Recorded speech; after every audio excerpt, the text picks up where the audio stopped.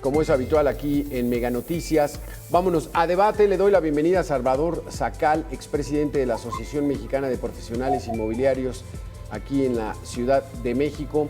Salvador, qué gusto saludarte. ¿Qué tan grave es este asunto? Pero quisiera que nos enfocáramos, Salvador, cómo operan estos invasores de vivienda, cómo le hacen. Y esto para advertirle a la gente que nos está viendo en estos momentos, Salvador.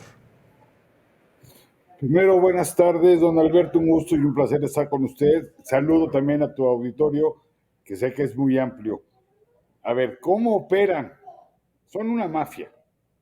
Llegan en las noches, en el día, a cualquier hora, llegan y se meten a los domicilios, detectan algún inmueble que esté abandonado, que esté desocupado, llegan, se meten, rompen todo lo que tienen que romper y se instalan. Usted inició diciendo que es un delito no grave, no, al revés. Le quiero decir que en el Código Penal de la Ciudad de México sí es un delito bastante penado porque se le acusa de despojo. Y el despojo va encaminado a varios años de cárcel. Y además de todo, usted dijo que con la complacencia de las autoridades, yo diría más bien con la coparticipación de algunas autoridades. Podría mencionar algunos casos, pero no lo voy a hacer porque luego me mandan a decir 30 días de disculpas públicas y una multa de quién sabe cuánto.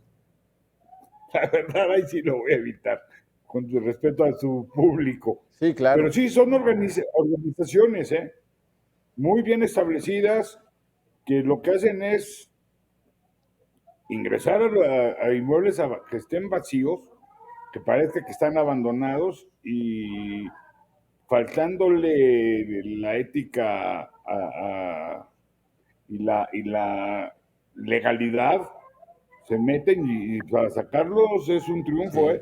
A mí me tocó un caso desde hace muchos años, 7 años, y no pude recuperar su inmueble. Ah, qué caray.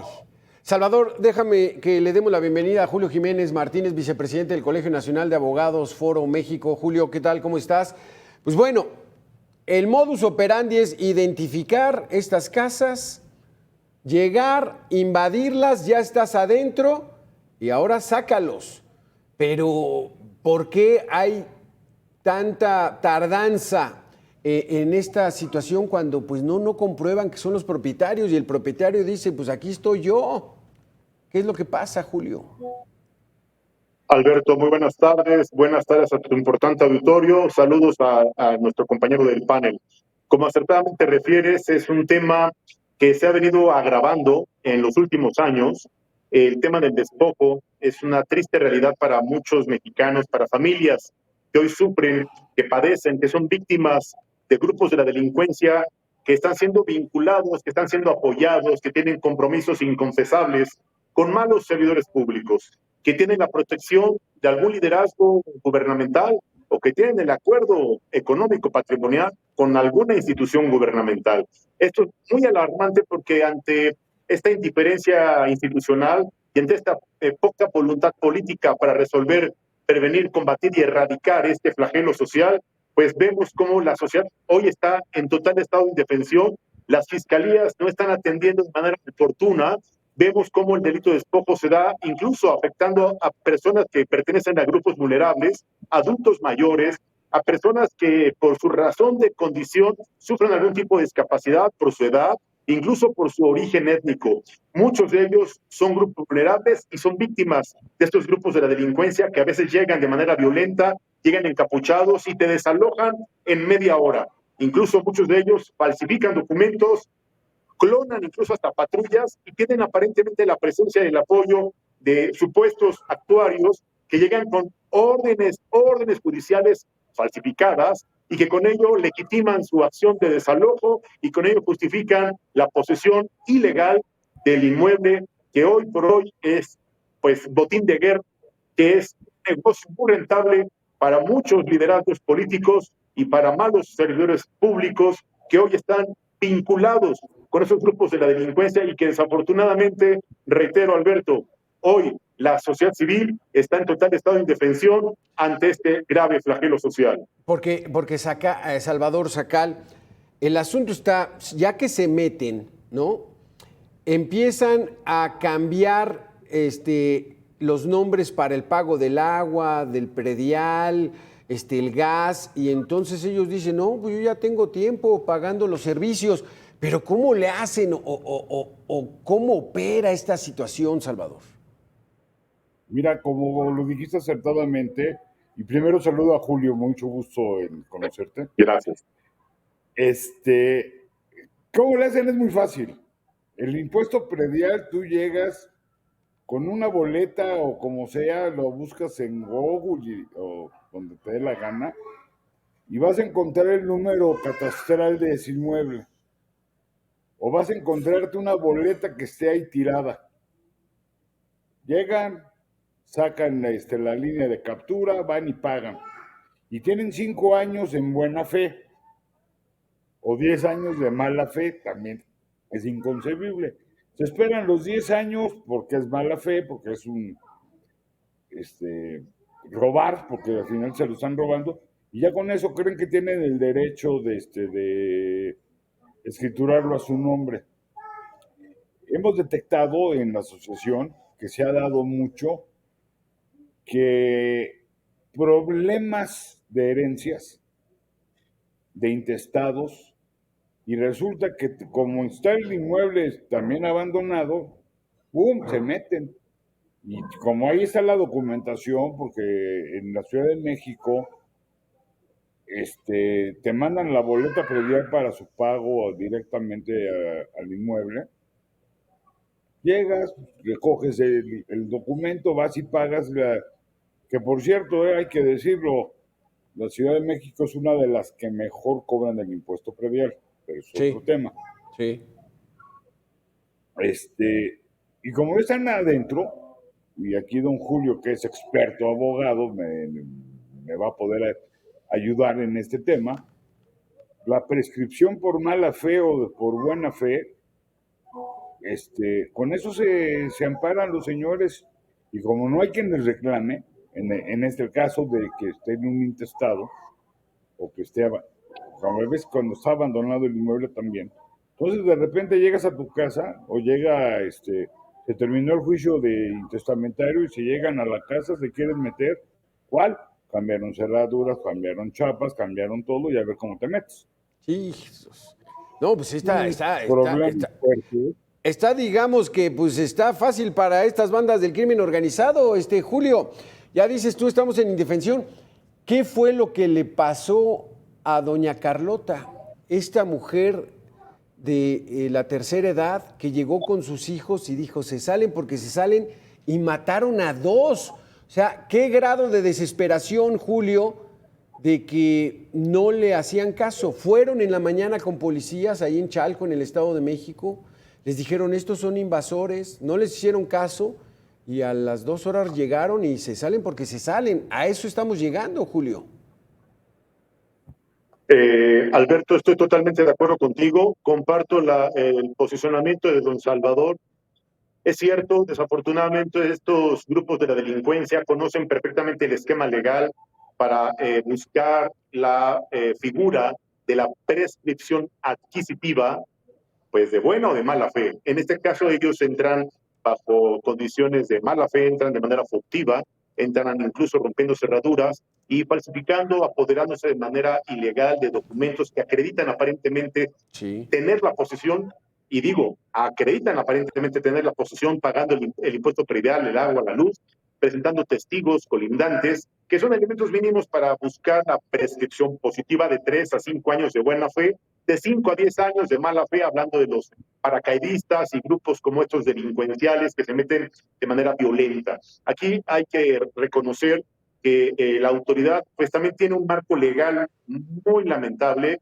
La verdad es que nuestro marco jurídico establece penas verdaderamente ínfimas, pues la verdad es que de 3 a 5 años pues no es una penalidad que intimide a ningún delincuente, y cuando se trata de reincidentes o gente que ya han sido condenados por este delito, que son acreditados como aquellos que promueven el despojo, que forman parte incluso de asociaciones que disfrazadas de activistas que exigen una causa legítima, una lucha social por la vivienda popular, disfrazados bajo este manto, se dedican a la delincuencia, que es el despojo inmobiliario.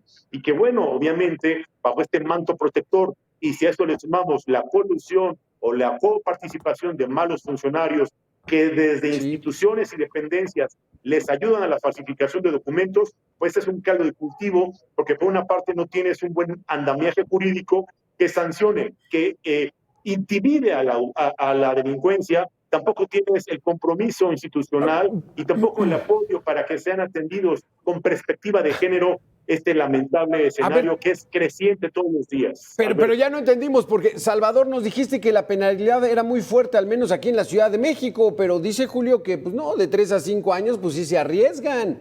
A nivel federal, 3.95. A nivel federal. Oye, como dice un amigo, pásate una noche en el fondo y vas a ver que es una eternidad.